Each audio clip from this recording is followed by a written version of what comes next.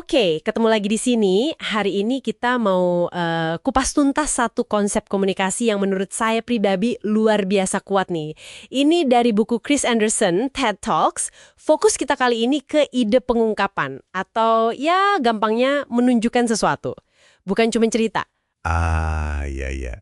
Konsep showing not telling tapi versi TED Talks gitu ya. Betul, sumber kita kali ini bagian dari buku panduan resmi TED soal public speaking itu. Jadi misinya jelas, kita mau bongkar gimana sih teknik pengungkapan ini bekerja. Dan yang paling penting gimana Anda bisa pakai ini biar ide Anda lebih nempel, lebih nendang gitu. Siap.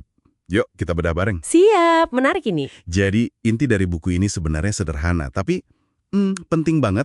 Cara paling langsung buat ngasih ide ke orang lain itu ya dengan menunjukkannya. Bukan cuma jelasin pakai kata-kata, tapi bikin mereka melihat langsung. Betul. Jadi bukan sekedar transfer informasi dari kepala ke kepala gitu ya. Iya, contohnya banyak banget. Bisa pamerin karya seni baru, demo produk canggih, atau gambarin visi masa depan yang bikin merinding. Atau kadang sesimpel nunjukin foto-foto yang bicara lebih banyak dari 1000 kata lah. Nah, yang menarik di sini menurut saya, pendekatannya itu soal menciptakan pengalaman. Betul kan? Dengan menunjukkan, kita bisa langsung memicu rasa, takjub, penasaran, atau inspirasi. Persis. Sumbernya bilang, pembicara bisa seolah menenun keajaiban hanya dengan menampilkan karyanya. Kayak memintas logika dan langsung nyentuh emosi atau rasa ingin tahu Anda gitu. Bener banget. Dan buku ini ngasih beberapa teknik spesifik nih. Pertama ada yang namanya Wonder Walks. Wonder Walks? Kayak jalan-jalan penuh keajaiban. Gimana tuh? Iya, bayangin kayak tur visual terpandu gitu. Kita diajak menyusuri karya si pembicara. Contohnya si Roslof Grove. Dia pakai slide, desain-desainnya yang terinspirasi alam, waktunya diatur pas, atau Louis Schwartzberg. Nunjukin klip film time-lapse alam yang, wah indah banget. Ada narasinya juga. Oh, saya tahu yang Schwartzberg. Yang bunga mekar dipercepat itu kan? Keren banget itu. Nah, itu dia. Efeknya bikin terpukau. Coba dibayangin, gimana Anda bisa ngajak jalan orang lain melihat hasil kerja atau ide Anda? Dan yang keren dari contoh kayak Schwartzberg itu misalnya, adalah gimana durasi, visual, sama musiknya itu diatur sedemikian rupa. Jadi emosinya dibangun bertahap. Bukan cuma gambar bagus dilempar gitu aja, tapi kayak orkestrasi pengalaman visual dan emosional yang kuat. Tepat. Nah, itu kan kalau jalan-jalan visual ya. Gimana kalau mau nunjukin sesuatu yang benar-benar baru? Kayak teknologi atau penemuan gitu. Nah, itu masuk ke teknik kedua. Dynamic Demos. Demo yang dinamis. Ini tentang nunjukin langsung cara kerja sesuatu yang baru. Sumbernya ngasih contoh demo multitouch Jeff Han. Oh, Jeff Han. Iya. Yang sebelum iPhone itu ya? Iya. Itu keren banget karena dia nunjukin interaksi layar sentuh canggih gitu. Jauh sebelum iPhone populer loh. Bikin orang mikir, wah ini beneran bisa? Atau Pranav Mistry dengan teknologi Sixth Sense-nya. Itu penonton sampai nahan napas katanya. Kayak lagi ngintip masa depan. Wow.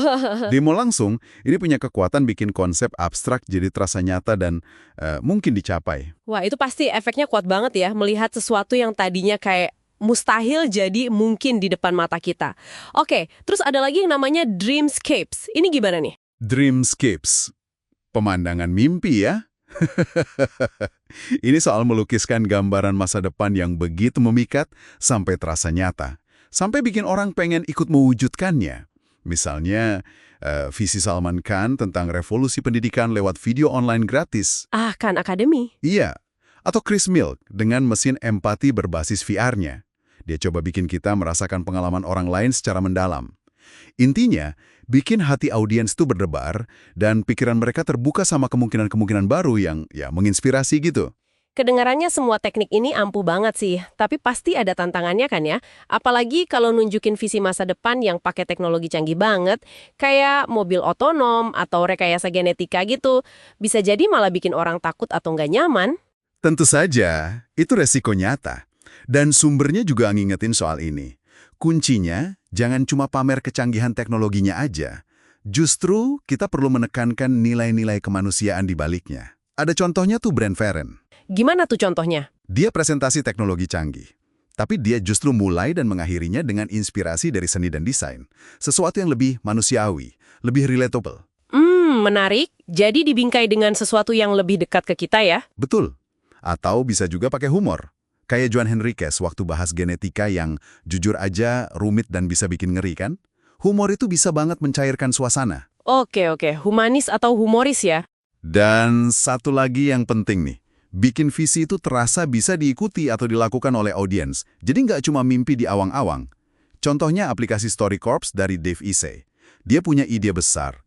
Mendokumentasikan kemanusiaan lewat cerita personal. Tapi aplikasinya bikin siapa aja bisa merekam cerita orang terdekat.